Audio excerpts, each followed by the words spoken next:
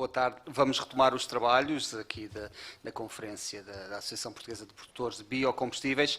Vamos entrar no painel, o terceiro painel do dia, dedicado aos mercados e desafios europeus, ao que eu acrescentaria também desafios nacionais, que também abordaremos com certeza neste painel. Vou começar por introduzir aqui os meus colegas de painel. À distância vamos ter a engenheira Alexandra de Nicolau, da Direção-Geral de Energia e Geologia. Depois do Gabinete do Secretário de Estado Adjunto de Energia, temos aqui a doutora Margarida Matos. Também temos pela Petro, a Associação Portuguesa de Empresas Petrolíferas, o engenheiro Guido Albuquerque e também da Associação Portuguesa da APB, precisamente o doutor Gonçalo Santos. Eu começaria, os meus convidados, ou os convidados deste painel, vão fazer uma pequena introdução sobre também temáticas que consideram relevantes para introduzir os temas. Antes de passarmos ao debate, eu começaria aqui pela engenheira, precisamente a engenheira Alexandra Nicolau, que está aqui à distância. Boa tarde. Boa tarde. Boa tarde, engenheira. Olá, começar aqui uma pequena introdução, quais é que são aqui também os desafios que a DGEG considera que existem neste momento para o mercado de biocombustíveis em Portugal e também quais as mais-valias deste tipo de combustível. Em primeiro lugar, gostava de saudar a todos os que estão aí na sala e que nos estão a assistir online e agradecer à APPB o convite endereçado à DGEG para estar presente neste painel. Os transportes é um setor que se tem revelado particularmente desafiante na sua descarbonização e introdução de fontes energias alternativas mais sustentáveis.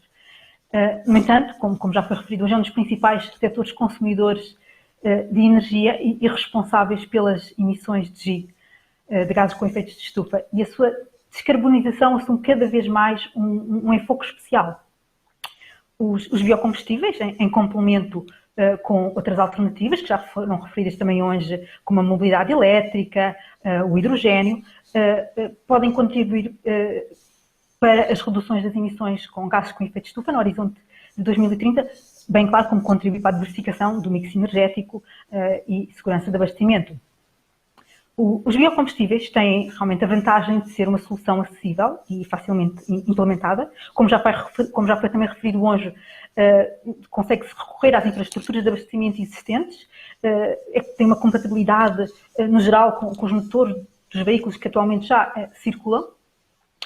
Contudo, os biocombustíveis convencionais, produzidos a partir de culturas alimentares, culturas que podem ser utilizadas no consumo humano e animal, afiguram-se como já não sendo suficientes para fazer face aos novos desafios de energia e clima.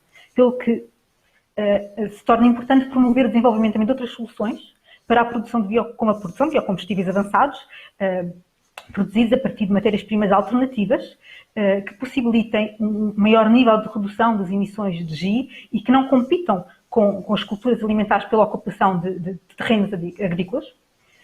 Neste sentido, a nova diretiva relativamente à promoção da utilização de fontes de energia renovável, a RED 2, que já foi mencionada diversas vezes durante o dia de hoje, estabelece um conjunto de diretrizes que visam de promover a transição para estes biocombustíveis avançados e minimizar impactos globais diretos e indiretos da alteração do uso dos solos, que podem reduzir ou mesmo anular o benefício da redução das emissões de CO2, de gases com efeito de estufa, associados à utilização destes biocombustíveis. Embora a diretiva ela própria assuma que atualmente não é possível determinar com rigor e precisão qual o nível das emissões de gases com efeito de estufa associado à alteração indireta do uso dos solos, uma vez que a escala dos seus efeitos depende de inúmeros fatores, foi considerado que os riscos mais elevados relativamente à alteração indireta do uso dos solos se encontram associados aos biocombustíveis produzidos a partir de matérias-primas relativamente às quais foi observada uma significativa expansão da superfície de produção para terrenos com elevado teor de carbono, como, por exemplo, florestas, zonas úmidas, nesse tipo de terrenos. Nesse sentido, em 2019 foi publicado um regulamento que estabelece uma metodologia para determinar quais são as matérias-primas que foram consideradas de elevado risco de alteração do uso dos solos. Atualmente está apenas identificada a palma. Também acho que já foi mencionado esta manhã essa limitação, essa identificação da palma. Então, de forma a mitigar estes riscos associados à alteração indireta do uso do solo, a nova diretiva vem limitar a contribuição para efeitos de cumprimento de metas, os biocombustíveis produzidos a partir de culturas que possam ser utilizadas no consumo humano e animal. Estes limites variam de Estado-membro para Estado-membro, estão de certa forma indexados à cota que esses biocombustíveis representarem em 2020, esse Estado-membro podendo aumentar um ponto percentual, nunca ultrapassando, claro, o CAP, um limite máximo de 7%. Este limite máximo de 7% para este tipo de biocombustíveis já vem da diretiva de 2015, chamada diretiva ILUC, que alterou a primeira diretiva das renováveis e que introduziu o tema da alteração indireta do uso dos solos. E vai mais longe ainda, vai impor também um limite específico para aqueles biocombustíveis que realmente são considerados de elevado risco de alteração do uso dos solos, em que esse limite é decrescente e tem que tender para zero. Estão isentos desse limite, no entanto, se os biocombustíveis forem certificados com baixo risco de alteração indireta do uso dos solos, que também já se foi falada numa apresentação de manhã, desta possível certificação. Basicamente, podem ser considerados biocombustíveis com baixo risco da ILUC, aqueles que forem produzidos a partir de matérias-primas agrícolas, em que a matéria-prima agrícola utilizada na sua produção resulta da implementação de medidas de adicionalidade, medidas que permitam a melhoria de práticas agrícolas que conduzam de forma sustentável ao aumento de rendimento das culturas alimentares para consumo humano e animal em terrenos já explorados para esse fim e que não teriam sido implementadas comparativamente a um cenário status quo, ou então que se cultivem essas culturas, por exemplo, em terrenos abandonados, fortemente degradados, por exemplo. Por outro lado, a nova diretiva vem então promover também os biocombustíveis avançados no sentido de que, como já foi referido hoje também diversas vezes, estabelece uma meta, uma cota mínima para efeitos de cumprimento de metas para a contribuição desses biocombustíveis avançados e biogás produzidos a partir das matérias-primas listadas na parte A do anexo 9, que é de 3,5 até 2020, isto claro para além daquela cota de renováveis nos transportes global, que já foi também referida, que é de 14% no âmbito da diretiva, mas que Portugal, no âmbito do seu PNEC, até foi mais ambicioso, foi mais além, assumiu uma meta de 20% de renováveis nos transportes. A definição de biocombustíveis avançados, como referida no painel anterior, está associada, vamos dizer, ao anexo 9 da diretiva. Este anexo 9 da diretiva, apartado do anexo 9, peço desculpa, apartado do anexo 9 da diretiva, este anexo 9 da diretiva é um anexo que apresenta um conjunto de matérias-primas para as quais se considerou que os biocombustíveis produzidos a partir delas podem permitir um maior nível de redução de emissões de gases com efeito de estufa e que têm um impacto relativamente baixo em termos de alteração indireta do uso dos solos.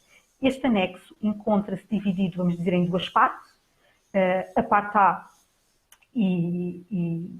que basicamente estão aquelas matérias-primas, aliás foi mostrado no painel anterior pela engenheira Anabela, realmente esse anexo e o conjunto de matérias-primas que lá constam e que foram consideradas as matérias-primas que, no geral, seria necessário tecnologias mais avançadas para a produção de biocombustíveis, e uma parte B, que são matérias-primas que a tecnologia para a produção de biocombustíveis já estaria numa fase mais madura.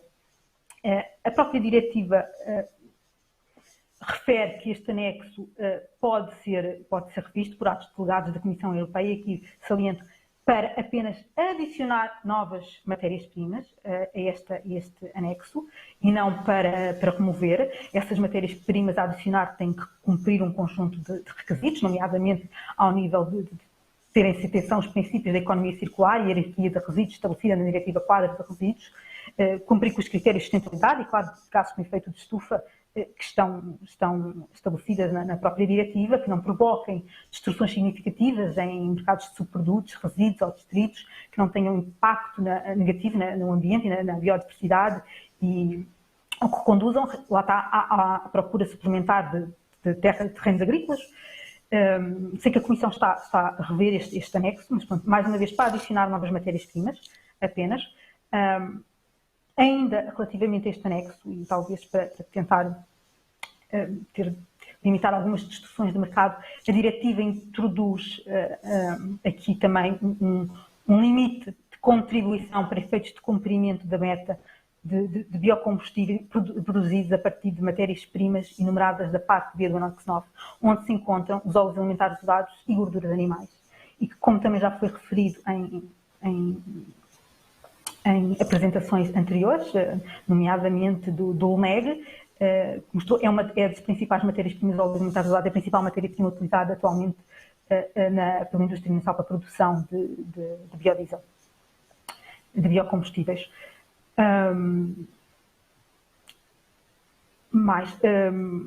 A diretiva também permite, e também já foi falado imensas vezes hoje, a situação de dupla contagem, que possa ser atribuída aos biocombustíveis produzidos a partir da parte do anexo 9, parte A ou parte B, ou as duas partes. É uma possibilidade dos Estados-membros. Uma disposição similar estava contemplada na RED 1, em que, pronto, na legislação atual ela foi transmitida realmente e foi adotada. Pronto, isto, mais uma vez, é ao critério dos Estados-membros a atribuição ou não desta provisão. É ainda contemplado no sentido de incentivar, porque a própria diretiva, embora não incida a obrigação sobre de renováveis nos transportes, não incida sobre os consumos na navegação, na aviação, ela procura já incentivar de alguma forma a utilização destas alternativas nestes modos de transporte, tanto que existe um multiplicador de 1.2 para a contribuição desses biocombustíveis e outras alternativas para quando consumidas no transporte aéreo e marítimo, com exceção dos biocombustíveis produzidos a partir das culturas alimentares para consumo humano e animal, uma vez que é a intenção da diretiva a sua limitação. E ainda referir que, à semelhança da anterior diretiva, não é? Os biocombustíveis, os biolíquidos, os próprios combustíveis biomássicos, que não acontecem na primeira diretiva, têm critérios de sustentabilidade para cumprir e de redução das emissões de gases com efeito de estufa. Ao nível das matérias agrícolas, os critérios de sustentabilidade são similares aos da primeira diretiva, estão relacionados de forma a poder evitar que a matéria-prima venha de zonas ricas em biodiversidade ou com elevado teor de carbono. No entanto, esta diretiva vai mais além, estabelece critérios de sustentabilidade, podemos fazer novas cadeias de valor, como por exemplo para a biomassa florestal, de forma a tentar minimizar que a colheita dessa biomassa seja feita através de forma não sustentável, e ainda para a própria biomassa agrícola florestal, em que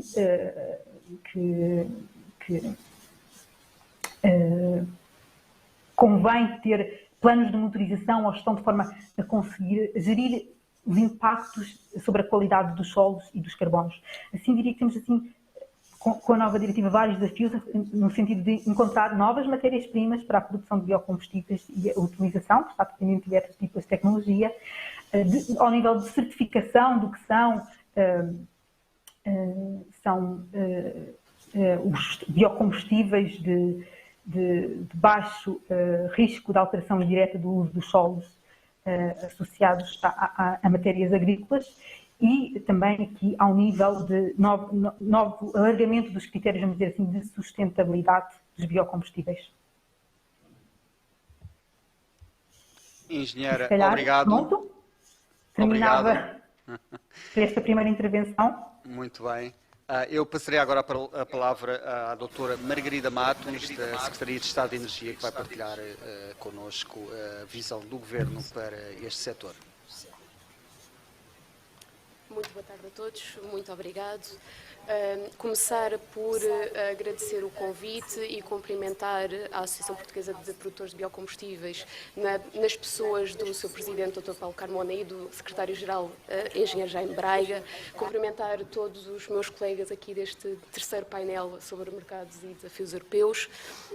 Cumprimentar todos aqueles que nos estão a ouvir através dos meios telemáticos. Começar por saudar e salutar a realização desta conferência, não só pela importância fulcral face à transposição da diretiva que se encontra atualmente em trabalhos, nos seus trabalhos preparatórios, mas também por colocar o setor a falar, a debater entre si, a debater pontos de vista, a perceber quais são os melhores caminhos a seguir neste setor. De facto, falar sobre mercados e desafios europeus não é possível sem referir a Diretiva RED 2, a 2018-2001, relativa à promoção das fontes de energia renovável. É uma diretiva que ressalva e mexe em muitos setores e em muitas matérias, mas que tem um papel muito fundamental no setor dos biocombustíveis, porque altera realmente muita coisa. E é também muito complicado não falar das metas a que Portugal já se vinculou.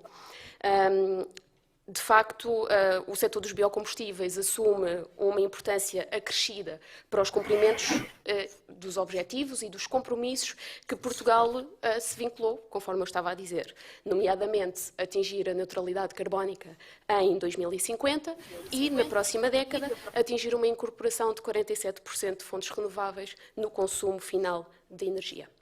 O setor dos transportes é, assim, um elemento-chave para estes desígnios, considerando que também já foi estabelecida uma meta no PNEC 2030 de incorporação de energia de fontes renováveis neste setor de 20%.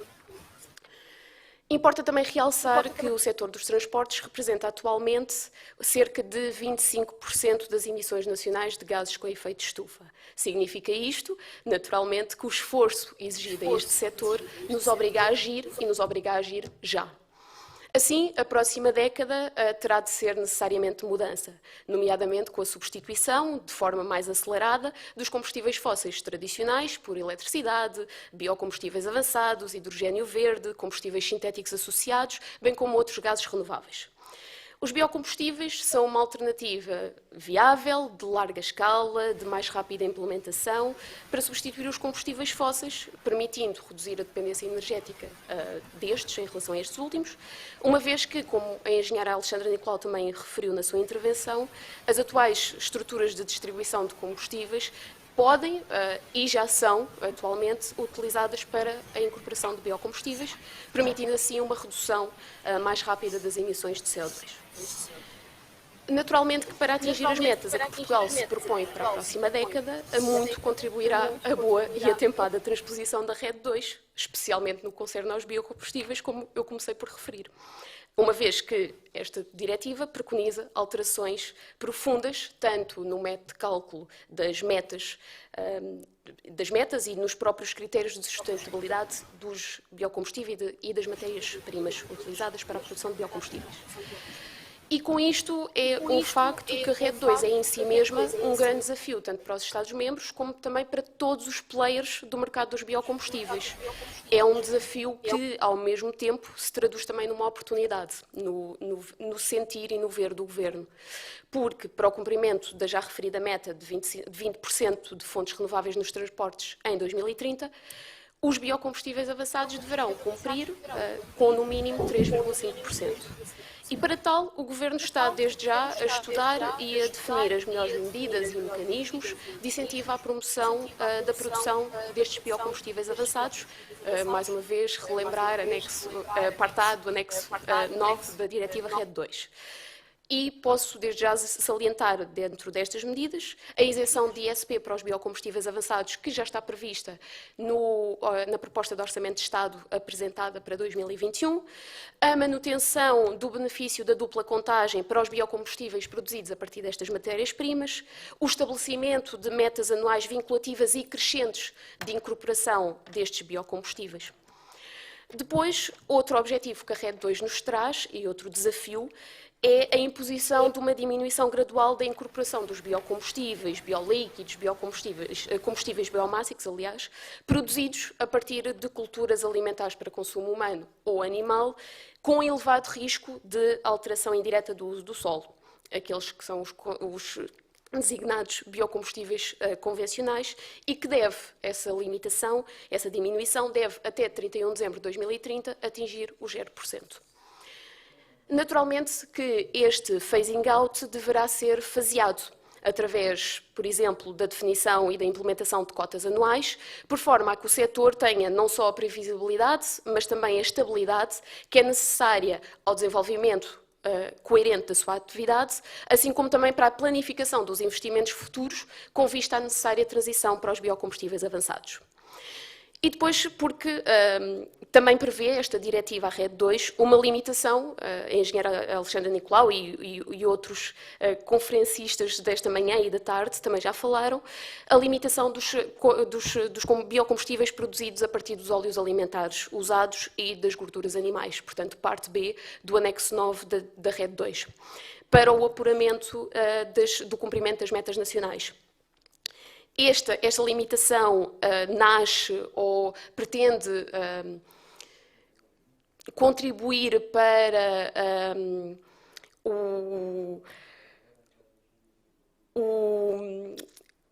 peço desculpa.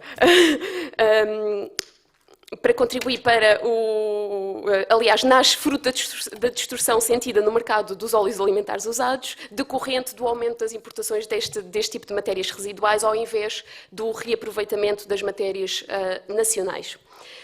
Contudo, a RED 2 também permite ao Estado-membro alterar este limite, esta limitação desta contribuição, sujeito naturalmente à aprovação da Comissão Europeia. Considerando o atual mercado português dos biocombustíveis e o relevante papel, ainda que indireto, que este cluster tem na cadeia também do setor alimentar, o Governo encontra-se desde já a estudar a possibilidade de efetuar este pedido à Comissão Europeia e também a estudar qual o limite que irá propor face à realidade nacional. À semelhança também do phasing out para os biocombustíveis convencionais, também esta limitação da utilização das matérias-primas elencadas na parte B do anexo 9 deverá ser implementada de uma forma gradual e com metas claras e previsíveis para os operadores económicos. Importa ainda ter em mente que a RED 2 altera o paradigma dos biocombustíveis sólidos no setor da eletricidade e do calor, introduzindo também para estes critérios de sustentabilidade com reduções mínimas obrigatórias de emissões de gases com efeito de estufa e estabelecendo critérios de eficiência energética e que no que concerne ao setor dos transportes, a RED 2 aumenta a abrangência da introdução de fontes renováveis ao setor da aviação, marítimo, ferroviário, contando todos estes para o cumprimento das metas definidas para o setor dos transportes. Como eu comecei por dizer, o Governo encontra-se neste momento a trabalhar no diploma que irá suceder ao atual Decreto-Lei 117 de 2010, relativo à promoção e ao estabelecimento dos critérios de sustentabilidade para os biocombustíveis. Diploma esse que irá realizar a transposição parcial da RED 2. As alterações decorrentes da implementação das disposições vertidas na RED 2 propiciarão ainda a clarificação e correção de certas questões e certos problemas que foram evidenciados pelo próprio setor na última década, permitindo implementar melhorias ao modo de funcionamento deste setor. Os referidos trabalhos estão a ser acompanhados desde a primeira hora pelas entidades públicas com competências atribuídas no setor dos biocombustíveis, Direção-Geral de Energia e Geologia, o Laboratório Nacional de Energia e Geologia e a ENSE, sendo necessário, contudo, abranger outras áreas como o ambiente, as florestas, a agricultura, mesmo os assuntos fiscais, e é igualmente objetivo do Governo envolver as associações e agentes do setor. E daí esta conferência hoje revestir ainda um papel mais importante, porque são estes agentes do setor que têm um know-how único, próprio de quem todos os dias trabalha na área, que conseguem identificar problemas que nem sempre são de fácil percepção ou apreensão e podendo e devendo estes agentes ser proativos na procura de melhores soluções para os desafios que já foram identificados. É igualmente nosso objetivo que este diploma que transporá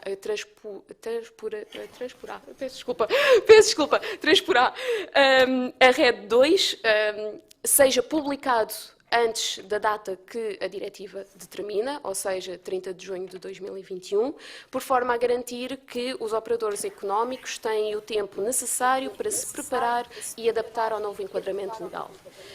Como o dia de hoje nos provou, estamos todos empenhados na procura de melhores soluções para os problemas do setor e para a forma de encarar a década que se vai agora iniciar.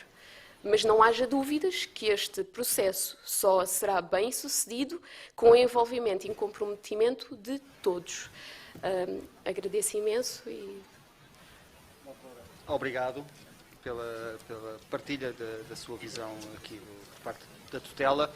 Eu passaria agora a palavra aqui ao engenheiro Guido Albuquerque, da Associação Portuguesa de Empresas Petrolíferas. Muito obrigado. Boa tarde e deixem-me desde já agradecer o convite que a APPB também me dirigiu para participar neste último painel desta conferência e aproveitando também para cumprimentar o moderador, o painel e a todos os que nos seguem por via telemática. Obviamente, na linha da intervenção do engenheiro Comprido desta manhã, mas procurando complementá-la, não será surpresa, de certeza, que eu abra esta minha intervenção argumentando que a descarbonização total dos transportes não será possível com a utilização exclusiva de eletricidade renovável. Na aviação marinha e transportes pesados, pelo menos, o recurso a outras formas mais concentradas de energia, outros energy carriers, é e será indispensável. Estes serão os combustíveis de baixo ou nulo teor em carbono em ciclo completo de vida, sendo, portanto, aqueles que emitem na sua utilização o carbono que absorveram da atmosfera através de processos biológicos, mas também físico-químicos. Nesta categoria incluem-se os biocombustíveis, mas também os denominados combustíveis renováveis de origem não biológica, por exemplo, os gerados a partir do CO2 retirado do ar e hidrogênio.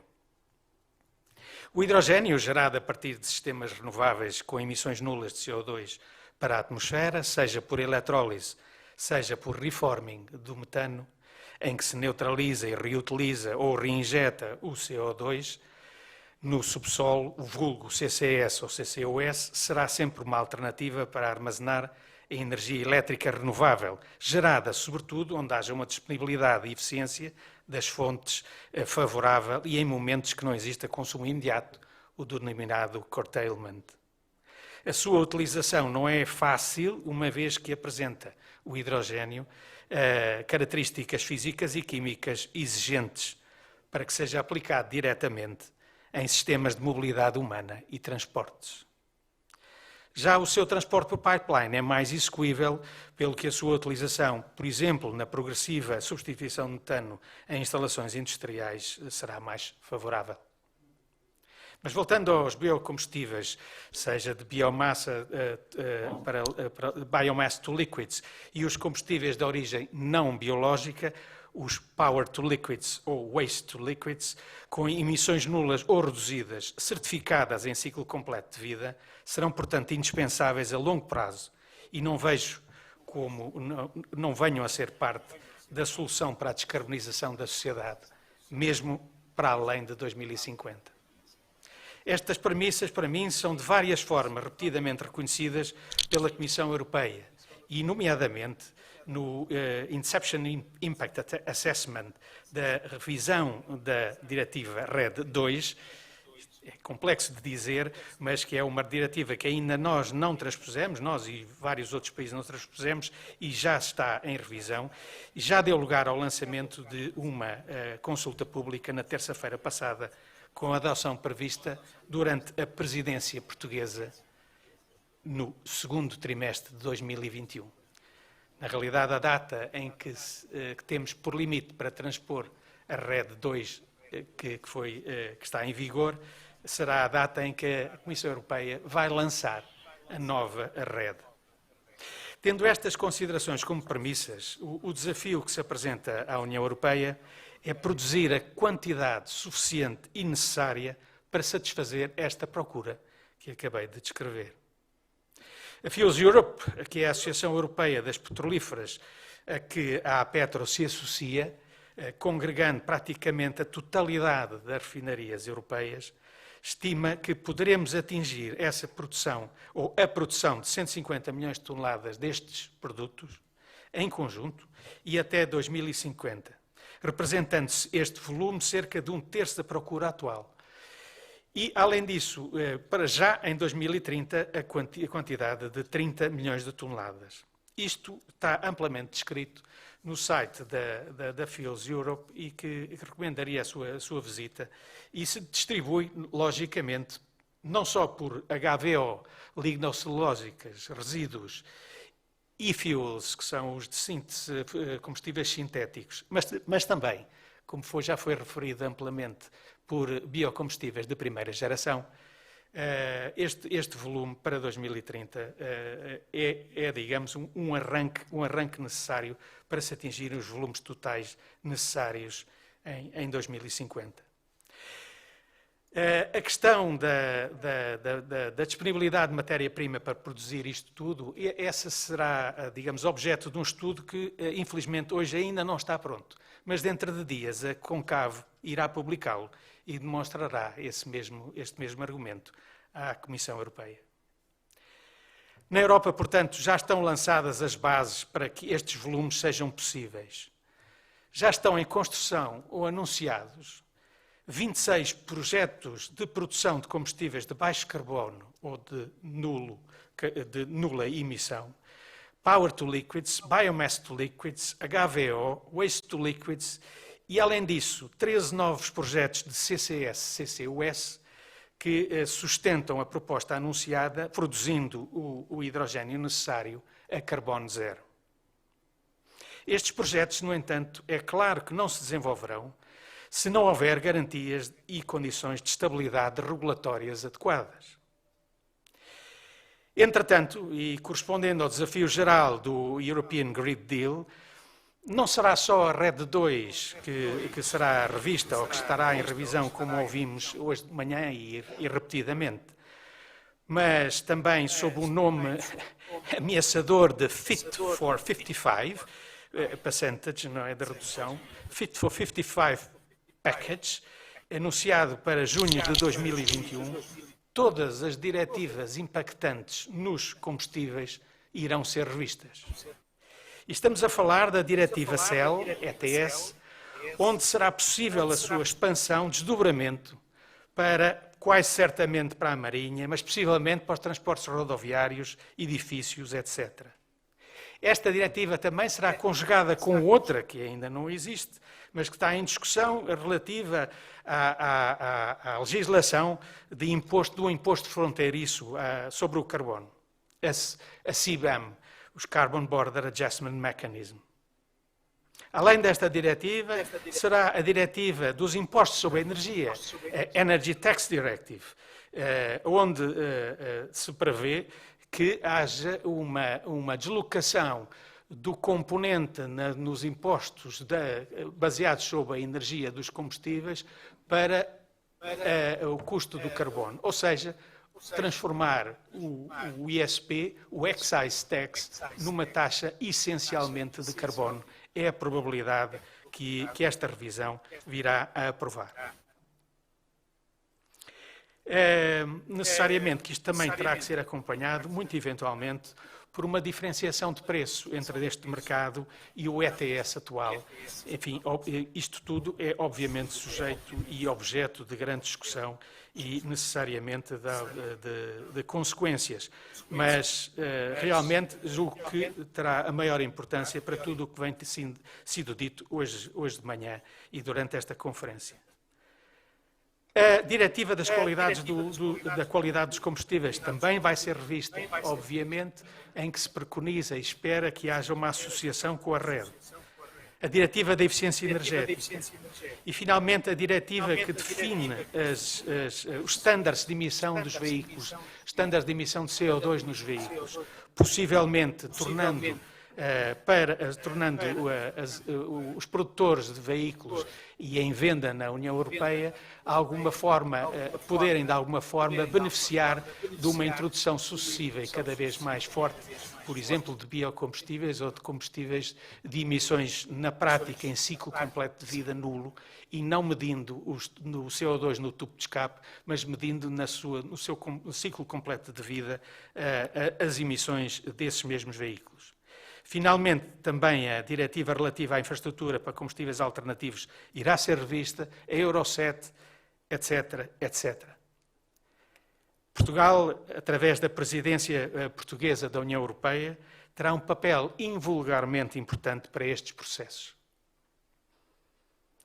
Em resumo, e finalizando por agora, a previsibilidade e a estabilidade regulatórias e as garantias que possam ser dadas aos investimentos que têm que ser feitos, que são de bilhões. Aliás, a FIOS Europe estima que toda aquela proposta terá o investimento necessário de 500 bilhões de euros associados, portanto estamos a falar de facto, de montantes muito elevados que não terão probabilidade de ser executados se não houver uma clara previsibilidade e uma estabilidade regulatória que, obviamente, e por razões que, obviamente, todos entendemos, tem sido difícil. Outro princípio será que os mesmos princípios devem ser aplicados independentemente da tecnologia. Isto dará lugar a um estabelecimento de um competitive level playing field, que é tão necessário para que as diversas alternativas se desenvolvam com uma base comum, digamos, de vantagem económica. Vai ser necessário o desenvolvimento de um mercado dos low carbon liquid fuels e dos combustíveis de origem não biológica. Tal como foi dito hoje pela ERSE, realmente isto também é desejável que aconteça, não só para a Ibéria, mas também para toda a Europa, tornando este mercado um mercado único, fluido e com legislação comum. Um critério, finalmente, o critério do poço à roda, o chamado well to wheel, deve prevalecer. Deve haver atrás destes critérios também processos de certificação em que a terminologia e os critérios sejam universais na União Europeia e que, portanto, os processos de certificação que neste momento ainda são admitidos possam convergir para um processo único e um esquema único em que, obviamente, o full life cycle assessment seja parte. E, finalmente, para todo este processo, na revisão de todas estas diretivas, vai ser um exercício praticamente impossível, mas que espero que seja bem conseguido, que é garantir uma coerência, no fim de contas, técnica e económica, para evitar as duplicações que ainda assistimos. Portanto, em resumo, eu ficaria por aqui, mas a União Europeia tem, de facto, um papel e um esforço enorme pela frente para conseguir, de facto, chegar a um ponto onde isto tudo seja revisto e conjugado de acordo com os objetivos de que todos comungamos. Muito obrigado. Engenheiro, obrigado. Teremos com certeza a oportunidade de falar um pouco mais em detalhe de alguns tópicos que lançou aqui no seu discurso. Eu vou passar agora a palavra ao Dr. Gonçalo Santos, da Associação Portuguesa de Produtores de Biocombustíveis, precisamente, que vai abordar os desafios que o setor enfrenta, especialmente agora numa altura em que prepara-se esta transposição desta diretiva tão importante para o setor. Obrigado. Antes de mais, gostava de cumprimentar todos os meus colegas de painel e também quem está-nos a acompanhar a nível telemático. Parabenizar também a APPB por esta iniciativa que acho que é bastante interessante e que vai contribuir certamente para que consigamos transpor a diretiva num sentido positivo para todos. E também dizer que isto ser a última intervenção do dia tem as suas vantagens e desvantagens. As vantagens é que, efetivamente, consigo ir completando algumas notas que tinha. As desvantagens é que posso me tornar um bocadinho repetitivo em relação a alguns pontos que já foram discutidos ao longo do dia. Eu começaria por dizer, efetivamente, que o desafio do setor das renováveis nos transportes é enorme nos próximos anos. É obviamente muito interessante porque o potencial de crescimento está aí, as metas são crescentes, não só no setor rodoviário, mas também no que vai ser os setores marítimos e aéreos.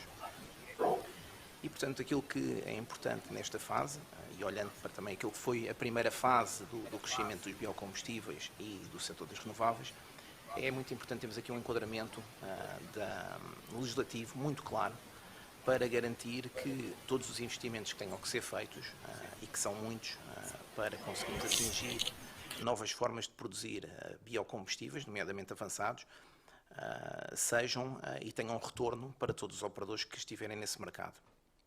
E, portanto, claramente, nos próximos anos, aquilo que nós vamos assistir é que os biocombustíveis, hoje que os conhecemos como o biodiesel, o bioetanol, o HVO, vão continuar a ter uma importância muito crítica para o atingimento das metas, uma vez que a eletrificação das frotas, como disse bem o engenheiro António Comprido de manhã, vai demorar o seu tempo e, portanto, é claro neste momento que temos que contar com aquilo que já temos, e nesse aspecto é importante definirmos corretamente quais é que são de facto as variáveis e quais é que são os caps que depois vamos definir aqui em termos de transposição de RED 2.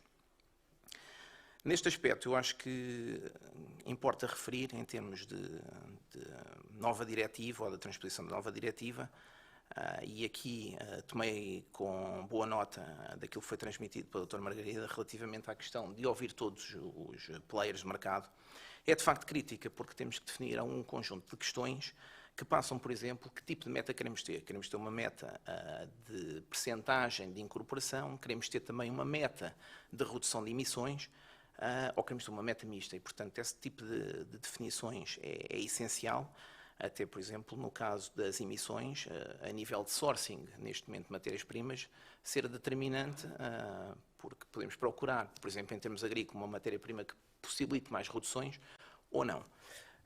Em simultâneo, é bom não esquecer que o modelo, efetivamente, de taxa de incorporação, e também foi referido aqui de manhã, pode ter aqui algumas situações menos claras, que é termos um mercado que efetivamente deveria crescer em termos de quantidades e acaba por não crescer, apesar de nós cumprirmos as metas. E, portanto, claramente, acho que esses são pontos que devem ser tidos em consideração quando estivermos a definir efetivamente aquilo que queremos fazer.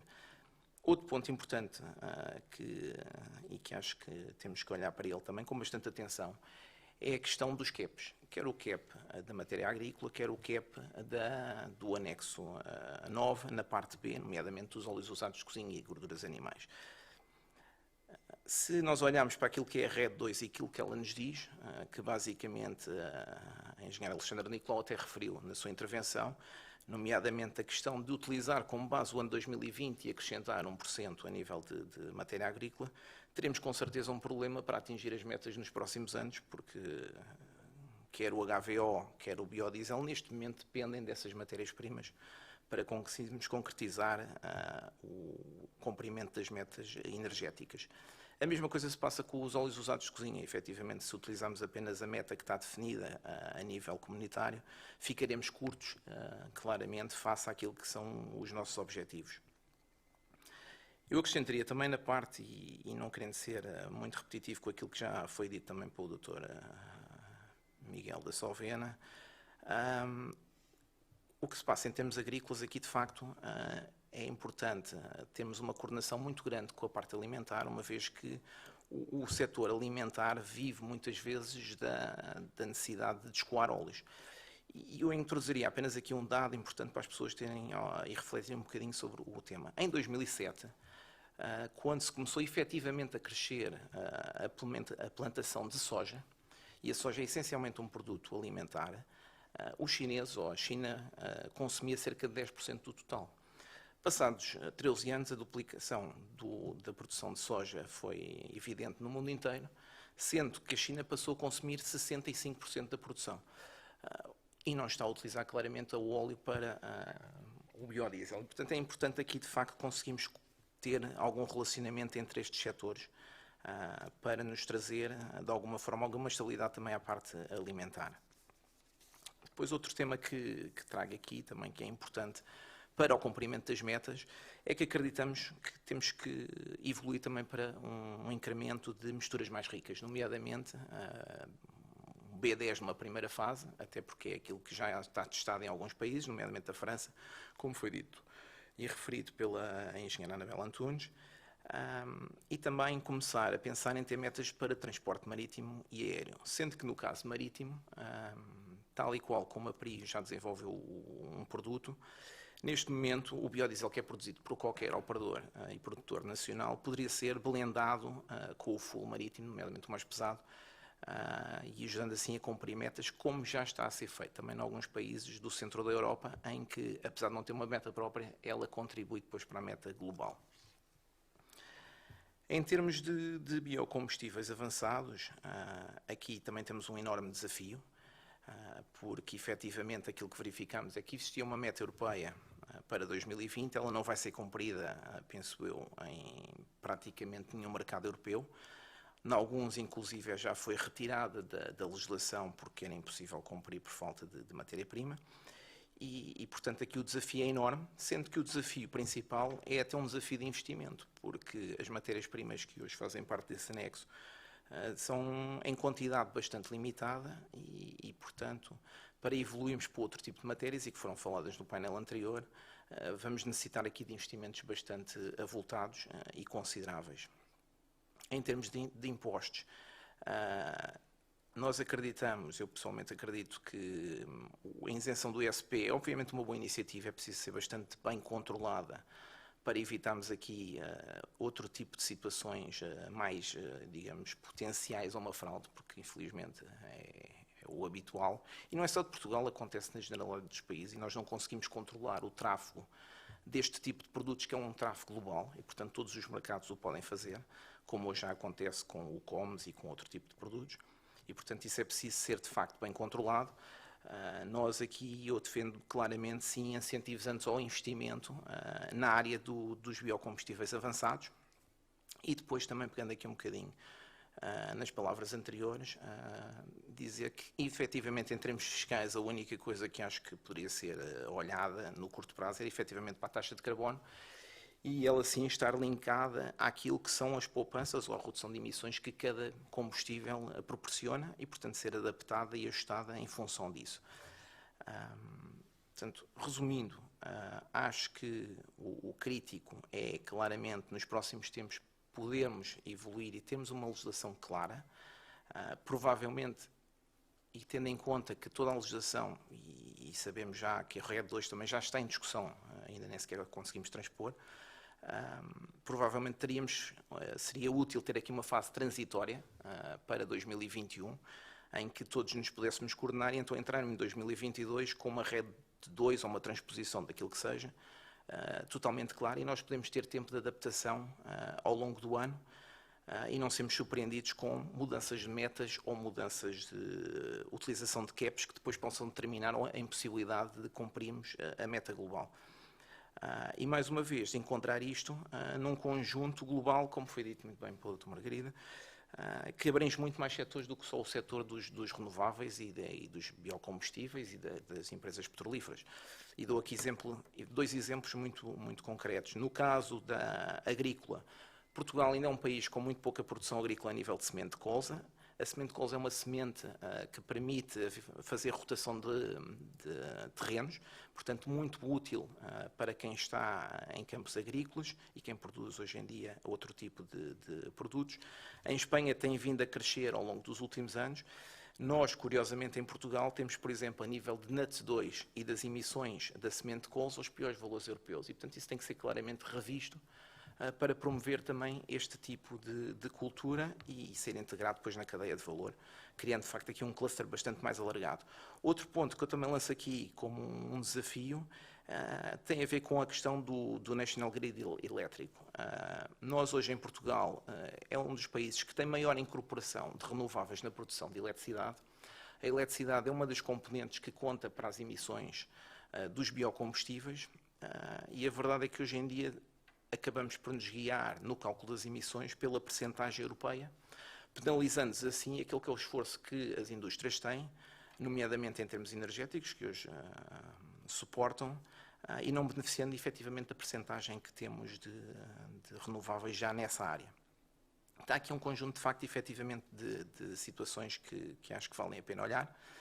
Acabando também por dizer, só que em termos de velocidade da adaptação da legislação, quer a nível europeu, quer a nível da Europa e de Portugal, peço desculpa, é importante que ela seja relativamente rápida, porque o mercado hoje, como o conhecemos a nível mundial, sofrerá provavelmente a partir do segundo semestre de 2021 uma disrupção adicional que tem a ver com a migração dos Estados Unidos também para um processo de renovável muito maior do que tem até hoje. E, portanto, será mais uma entidade a concorrer para um sourcing que hoje é limitado, nomeadamente em termos de matérias-primas avançados e de outros do próprio anexo B, do anexo 9, parte B, e também dos próprios óleos vegetais. E com isto dou concluída a minha intervenção inicial. Obrigado. Depois desta intervenção e de todos os membros do painel, eu começaria talvez aqui por questionar a doutora Margarida Matos. Vi que estava ali a tomar vários apontamentos durante a intervenção do doutor Gonçalo Santos e quero lhe perguntar, realmente este é um momento em que esta transposição da diretiva, ou pelo menos está a ser preparada, pelo menos parcialmente, como é que em relação a estas questões das metas de incorporação do biocombustível, como é que isto já está fechado ou não? Penso que ainda não estará. Terá a oportunidade de explicar isso e também em relação a estas metas de redução de emissões, como é que isto está a ser preparado, tanto cá como a nível europeu, se já está fechado, se consegue aqui revelar um pouco deste processo legislativo que está a ser preparado. Claro que sim. Eu estava aqui a tomar notas em todas as intervenções. De facto, aqui com o Dr. Gonçalo Santos tomei bastantes e porque vão ao encontro daquilo que o Governo também está a fazer e das preocupações que o Governo também tem. Neste momento ainda nada está fechado, estamos em trabalhos ainda bastante preliminares. A pandemia veio atrasar os trabalhos que se pretendiam nesta fase já mais avançados do que aquilo que estão, é verdade, mas estão neste momento, as entidades estão a fazer os cálculos, estão a fazer diversos cálculos, por exemplo, o Dr. Gonçalo Santos fazia aqui a pergunta: que tipo de meta é que nós queremos de incorporação, de redução de emissões mistas, e aquilo que está a ser feito neste momento é precisamente calcular nestas três opções, perceber qual é a mais vantajosa, qual não será, para também depois entrar em diálogo com o setor, com os players, que é aquilo que nós queremos envolver todos, porque, vamos ser claros, não há posições perfeitas, nós não vamos conseguir agradar a todos porque não é possível, mas o papel também do Governo e do legislador é ser um papel intermédio, é tentar não prejudicar nem beneficiar ninguém, ter algo que seja possível de cumprir. Ambicioso, mas possível de cumprir. E, portanto, é nesta fase que nós estamos. Trabalhos preliminares, muito estudo, muitos cálculos, nada vai ser atirado ao ar sem uma base que seja possível também depois de apresentar aos agentes e de ser discutido publicamente. Aqui, em relação também à questão de transição, eu ouvi a doutora referir, penso que era o final do primeiro semestre de 2021, entretanto a APB estava a falar no início de 2022, quais é que são aqui esta transição, este período de transição para esta nova diretiva vai acontecer? Será de quanto tempo? Já tem isso em mente? Nós temos de transpor a diretiva, aquilo que a diretiva dispõe é que tem de ser transposta até dia 30 de junho de 2021, portanto é entrar em vigor a 1 de julho, e o objetivo é que antes dessa data esteja publicado o diploma que irá proceder à transposição, ainda que não possa entrar em vigor, porque nós temos o método de cálculo dos critérios de sustentabilidade que ainda estão em vigor com a Rede 1 e, portanto, não podem passar para a Rede 2 antes da data de entrada em vigor, mas o objetivo é que este diploma ainda esteja antes. Claro que 2021 vai ser um ano um bocadinho atípico, porque parece que existe aqui assim quase que um interregno entre aquilo que é a Rede 1 e a Rede 2. Mas, obviamente, que também estamos a estudar esta questão e a propor um período transitório de adaptação também para esta primeira metade, para este primeiro semestre de 2021.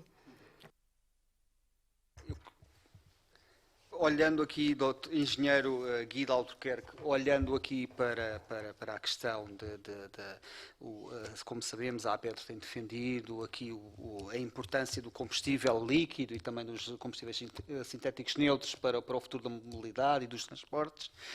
E nesse sentido, eu gostava também de perguntar, fala-se muito no carro elétrico a toda a hora também, mas muitos setores, também o setor público, por parte do Governo também, como é que olham a Petro, por vezes, para esta questão do estarmos aqui a escolher os campeões e a escolher, em inglês usa-se a expressão cherry picking, vamos aqui à árvore, escolhemos esta maçã, aquela maçã, neste caso a cereja, e como é que olham para esta questão quando existem tantas soluções da mobilidade que devem ser desenvolvidas ou mais desenvolvidas para dar resposta aos desafios atuais?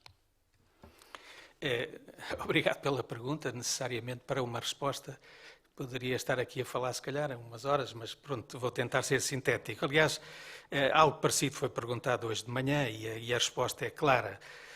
A mobilidade elétrica é de facto a que é a mais eficiente do ponto de vista energético, mas tem limitações. E as limitações são claras quando falamos num avião, são evidentes pelo peso que as baterias representariam num avião, que seria impossível de levantar voo com essa energia que precisa, se fosse só de baterias, na Marinha e também em transportes pesados, nomeadamente aqueles de longo curso, com autonomias exigidas muito elevadas. E, portanto, aí há consenso de que, de facto, a questão elétrica será dificilmente, ou poderá, com dificuldade, ou muita dificuldade, resolver esses problemas. Daí, a tese que digamos, tive a ocasião de apresentar, de que os biocombustíveis, chamemos assim, podem não ser de origem biológica, mas, digamos, os combustíveis que têm em ciclo completo de vida emissões nulas para a atmosfera, sejam eles os atuais ou outros, porque não há só o gasóleo e a gasolina, há outras possibilidades que têm vantagens e inconvenientes, mas pronto, esses combustíveis que têm uma concentração energética tão elevada ou elevada como as atuais, ou seja, energia por quilo, digamos, de matéria energética, chamando as baterias matéria energética também, portanto, isso vai ser indispensável. E, como tal, vamos ter que resolver este problema. Para mim, isso será, os biocombustíveis vão ter certamente um papel aí, e, aliás, como eu tive a ocasião de dizer, já existem algumas instalações que estão em produção real e digamos, economicamente viável, para já, de biojet e de outros combustíveis que, aliás, ouvimos hoje também falar, a Prio e nos seus produtos para a Marinha, por exemplo. O biojet, de facto, é um produto delicado, mas cá está, com hidrogénio renovável, com hidrogénio verde renovável, ou mesmo não seja verde, mas que não contribua para o CO2 da atmosfera, na sua produção, com as matérias-primas que ouvimos hoje falar. Produzir estes produtos é química, é química e chegamos lá a um produto que funcione e que seja idêntico ao atual, ou eventualmente até melhor que o atual, com melhores rendimentos nos motores, etc. Aonde for necessário. É evidente que isto tudo é energeticamente muito mais dispendioso do que a utilização de energia elétrica, mas sabemos que onde não é possível, tem que haver outra alternativa e provavelmente mais cara que a eletricidade. Mas já agora, só referindo-me a isto, é que as origens dos produtos, de facto, destes produtos podem ser muito diferentes. E, obviamente, que cada processo químico pode custar mais e outros muito menos. Sabemos isso, cada transformação energética envolve perdas e, portanto, ineficiências no processo. Mas, no fim, digamos, o que consta é na sua utilização final. Isto tudo vinha a propósito porque no painel anterior falou-se em pirólise de plásticos, como algo que, digamos, ainda não estaria bem desenvolvido, mas, por exemplo, esta pirólise de plástico já está em operação, numa instalação piloto, mas já está em operação com sucesso na refinaria de Schwechat, em Viena. Eu próprio já lá estive e está a funcionar, produzindo, no fim de contas, um crudo que depois é destilado com o crudo fóssil de petróleo. Pronto, isto é o atual, no futuro não poderá ser assim porque não haverá crudo de petróleo, mas já se está a fazer, esta pirólise dos plásticos já está a funcionar, embora a uma escala piloto, é uma escala relativamente pequena, mas digamos, com a decisão já tomada, caso a legislação assim o permita, para escalar este projeto. De forma que, em resumo, isto tudo tem que ser acompanhado, como eu dizia, não só pela rede, que obviamente tem sido, e claro, era o objetivo, um ponto fulcral desta reunião e desta conferência foi necessariamente a rede, e eu compreendo isso absolutamente. Mas o que eu queria complementar é que, além da rede, vão existir outras diretivas, e diretivas atuais que nos afetam tanto quanto a rede, e que estão em estudo e em alteração, e que poderão introduzir vetores muitíssimo importantes para o sucesso e para o ordenamento, chamemos-lhe assim, disto tudo que acabei de dizer. Essa será, digamos, algo que eu acho que queria também chamar a atenção, e nomeadamente, perdoe-me repetir, ao papel importantíssimo que o Estado português terá nestes próximos 6 meses, a partir de 1 de janeiro, em que terá a presidência da Comissão Europeia e onde presidirá, pelo menos, estes processos até junho. Registra que na sua intervenção anterior referiu por diversas vezes a questão da estabilidade regulatória e, como sabemos, o setor da energia não é pautado precisamente por estabilidade regulatória, nas suas várias vertentes, elétrica, também de combustíveis. Como é que existem estes desafios todos, como referiu e como os vários intervenientes têm referido ao longo do dia? É preocupante, por vezes, estar a investir 10 milhões de hoje ou 100 milhões e não saber precisamente qual é que vai ser o panorama daqui a 5, 10 anos? É verdade, não me posso desdizer no que de facto mantenho.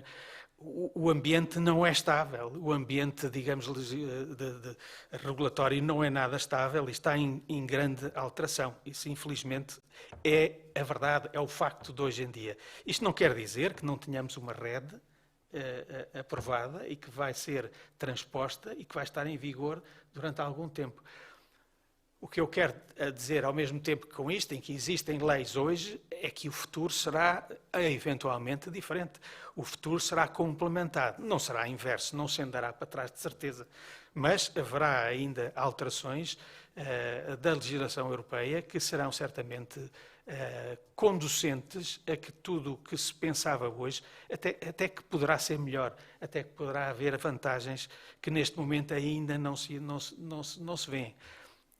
Por exemplo, já foi várias vezes dito hoje, e bem, que o Governo tem na sua proposta de orçamento a despenalização, digamos assim, do imposto do ISP sobre combustíveis renováveis a partir de resíduos. Pronto, esse é de facto um primeiro passo para onde eu julgo que isto tudo poderá ir.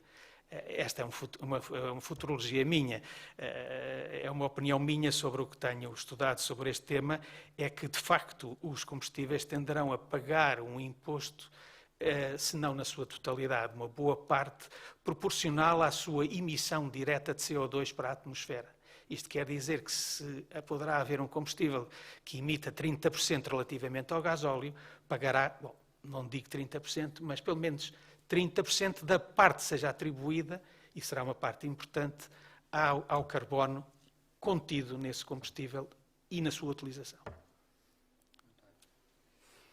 Olhando também para Dr. Gonçalo Santos, na sua intervenção referiu, também já tinha sido um pouco referido anteriormente, mas para esta questão das limitações em relação ao uso dos óleos usados alimentares, por exemplo, como é que olham para esta questão e de que forma é que ela pode também ser prejudicial para o setor, sendo atualmente importante ou relevante, e se vier a ser limitado, como é que vocês olham para esta questão e como é que poderá ser contornada, ou se a solução passa agora por Bruxelas e também o Governo decidirem não haver uma limitação tão grande, pelo menos?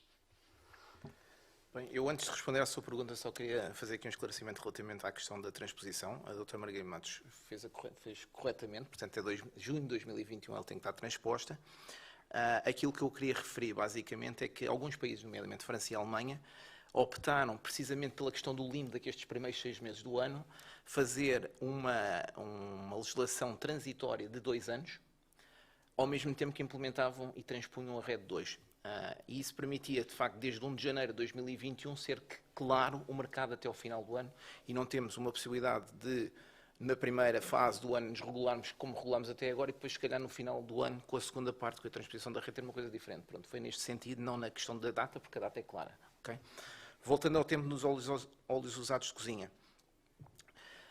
Para nós é evidente, não é porque Portugal hoje em dia de facto utiliza bastante, uma percentagem bastante grande de óleos usados, que está na ordem dos 60%, como foi evidenciado pelo MEG na sua primeira apresentação, e que está claramente a liderar nos países europeus a percentagem de óleos usados utilizados. À nossa frente só temos efetivamente a Holanda e o Reino Unido.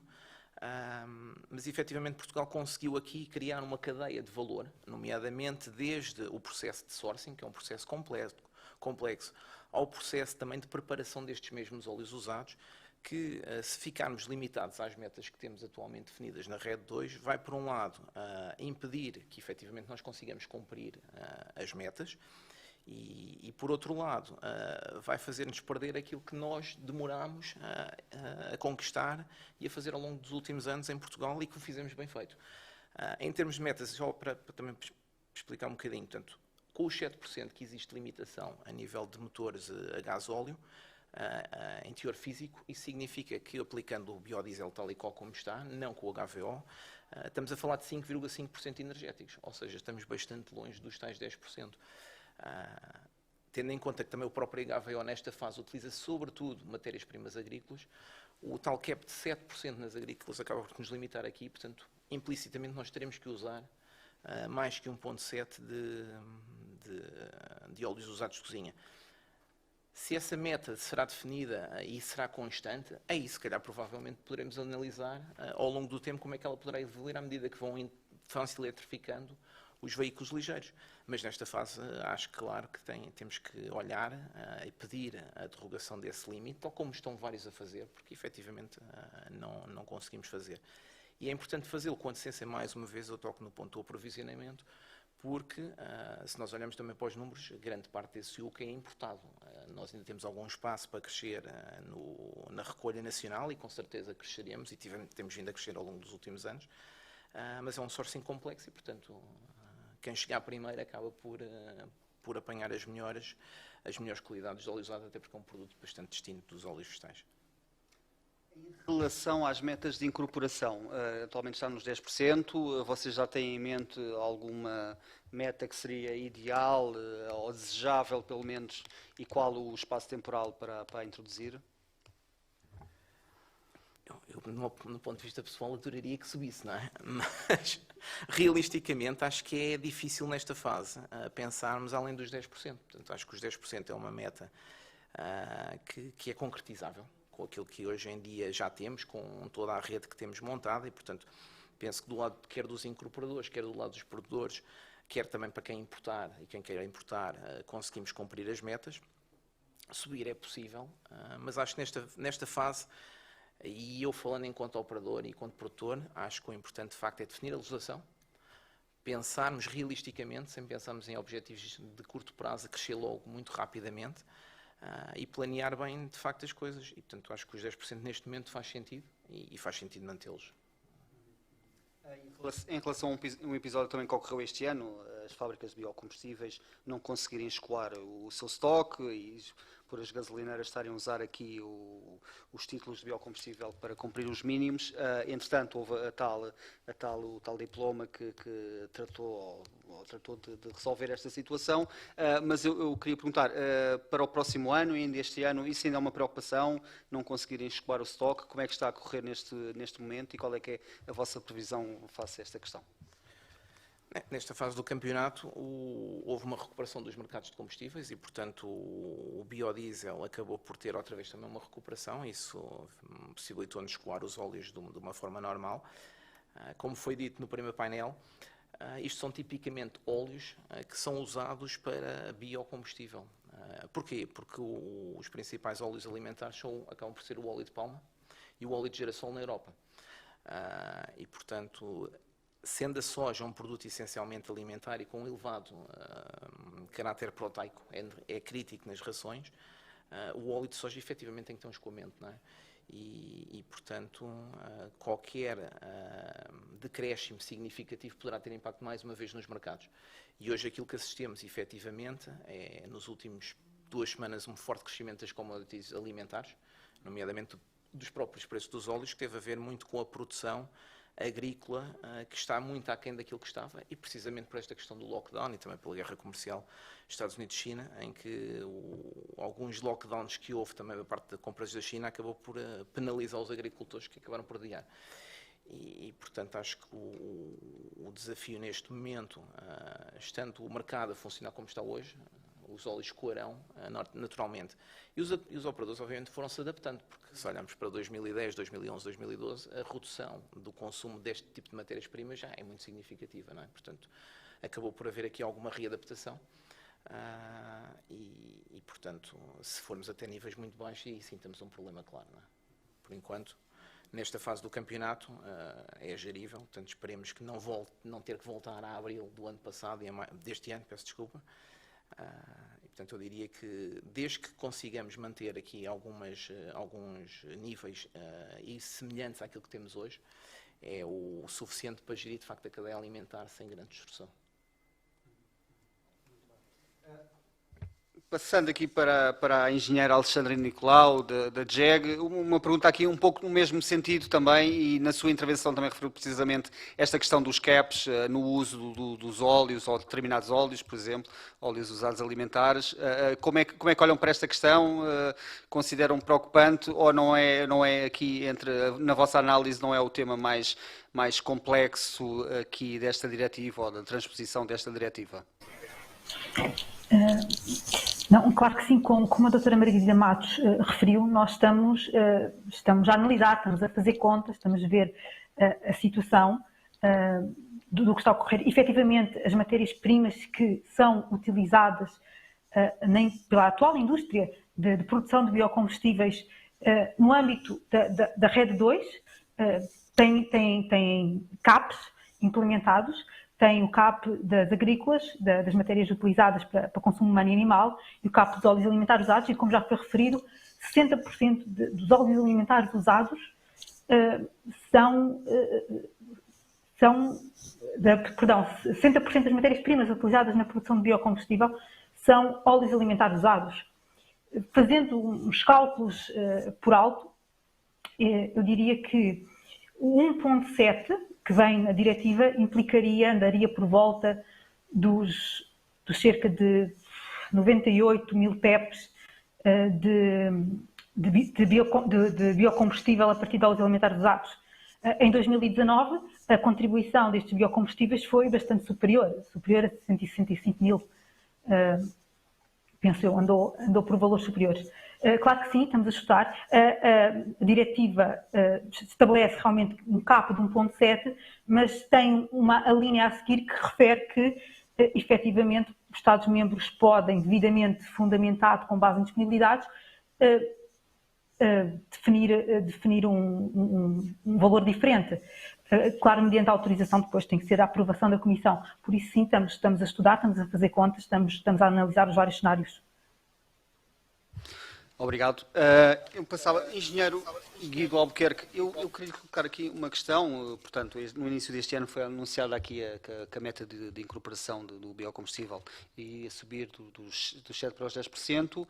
Entretanto, houve aqui aquela pausa devido à situação do mercado, mas eu quero, na altura, a Petros fez aqui contas e apontava para subidas de até 2 cêntimos na gasolina e de 1,5 cêntimos por litro, portanto, no gasóleo. Eu queria perguntar, devia haver aqui uma reformulação da fórmula de cálculo da incorporação de biocombustíveis também para evitar que por parte dos consumidores haja aqui alguma relutância e algum sentimento negativo que possa existir para o biocombustível derivado de isto vai aumentar, vou passar a pagar mais. O Governo deveria aqui, precisamente na parte fiscal, atuar e evitar estas situações? O que é que poderia ser feito nesse sentido? Ora bem, eu julgo que esta questão, aliás, foi colocada hoje de manhã ao Engenheiro António Comprido, que é o secretário-geral da APetro. Mas realmente essa como é que eu ia dizer, se anunciarmos isso, é só uma constatação de facto, porque sabemos que, e quanto mais baixo estiver o crudo, maior será a diferença entre o preço dos biocombustíveis e o preço do combustível fóssil. Portanto, a incorporação, obrigatória ou não, de biocombustível, por exemplo, no diesel fóssil, necessariamente que vai encarecer esse produto. E, portanto, se há alterações dessa concentração, claramente que haverá consequência económica disso mesmo. Não sei contar isto de outra forma, e é essa a forma também que contamos, sem adjetivos e constatando um facto. Quanto à solução para isso, bom, eu julgo que a solução, e se de facto for decidida a incentivação da produção destes combustíveis e da sua integração no consumo cada vez maior no seio da União Europeia, essa mudança também só poderá ser incentivada pelo tal mecanismo de redução do ISP para esses produtos, ou seja, se de facto eles são mais caros, mas se forem incentivados pela ausência do ISP tecnicamente relacionada com a emissão de CO2 que emitem, por outras palavras, se fizermos pagar, como já estamos a fazer pagar, os combustíveis fósseis pelo seu carbono e descontarmos esse carbono, se o que lá misturamos não emitir esse carbono, então talvez aí se consiga equilibrar o valor, no fim de contas, desse produto e minorar o aumento que, pelas leis das contas, iria dar para esse produto final. Por outras palavras, se de facto, através de revisão da legislação, conseguirmos que haja uma bonificação desses produtos, desses ingredientes, digamos assim, do produto final, que são mais caros na origem, se houver uma bonificação, o efeito será neutro se aumentarmos o respectivo preço. É isso que se deseja também, e no sentido da promoção destes produtos e para que, de facto, possa haver alguma perspectiva também de futuro e de consumo, porque realmente também essa componente económica, obviamente, que é extremamente importante para cada produtor, e aí incluímos todas as nossas refinarias. Eu também gostava só de acrescentar, há pouco também, muita coisa que poderia dizer e que não disse, é que já há refinarias de petróleo totalmente convertidas como biorefinarias, em que neste momento já processam biocombustíveis e resíduos simultaneamente e utilizando também hidrogénio, que no futuro será progressivamente verde, ou seja, refinarias de petróleo que foram já reconvertidas para os produtos que estamos a falar. Uma das vossas associadas, além da PRIO, mas a Galp também anunciou que estava a preparar-se para produzir biocombustíveis na sua refinaria de Matosinhos. Estas duas notícias, tanto a PRIO como a Galp, são boas notícias para este setor? Sem dúvida, eu não queria falar pela Galp, deixá-los anunciar, digamos,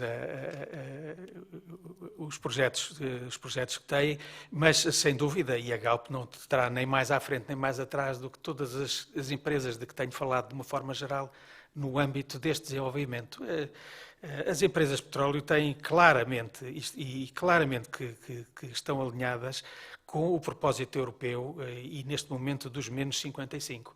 É um objetivo muito ambicioso e de facto, muito que vai exigir bastante da economia e da inventividade, no fim de contas, da Europa para se lá chegar, mas a indústria do petróleo não quer, e como foi dito, e claramente que é o sentimento, não quer ser o problema, quer, sem dúvida, ser parte da solução e continuar a abastecer energia à Europa como o fez nos últimos 100 anos até agora.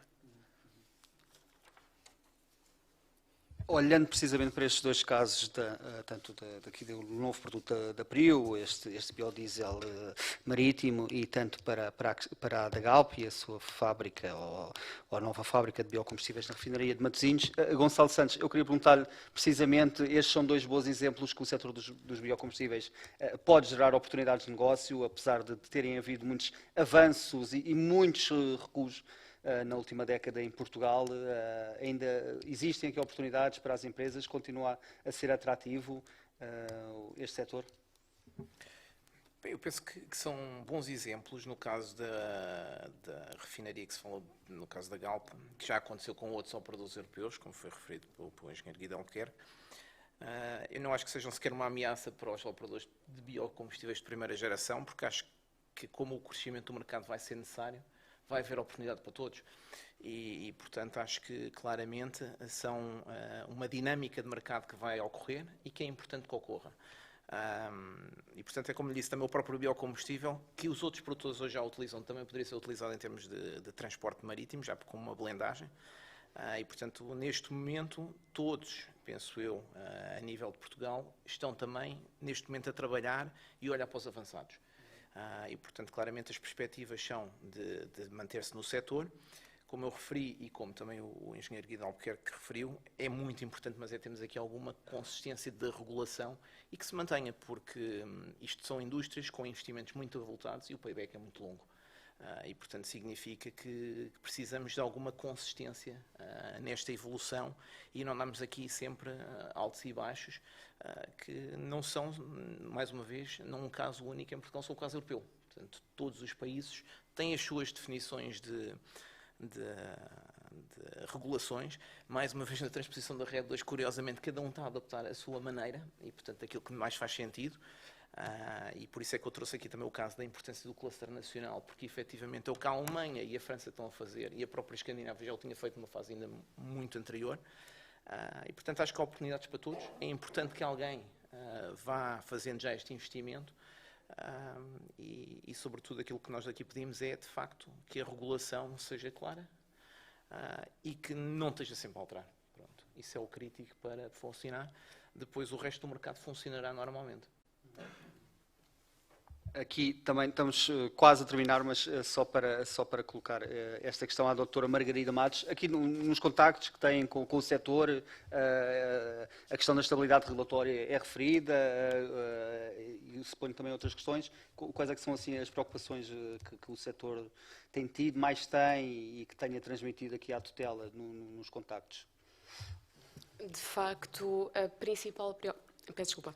principal preocupação que nos tem sido transmitida é a estabilidade do setor. A parte energética, toda ela, eletricidade, biocombustíveis, gases, tem sempre uma evolução muito rápida, as diretrizes europeias, os regulamentos, diretivas, estão sempre constantemente em revisão, em alteração, tanto que, tal como o engenheiro Guido referiu e muito bem, nós temos imensa legislação europeia a ser revista neste momento e que mexe, por exemplo, no setor dos combustíveis. E a preocupação do Governo também tem sido, de facto, tentar acautelar e tentar que tudo seja coerente entre si e em si próprio.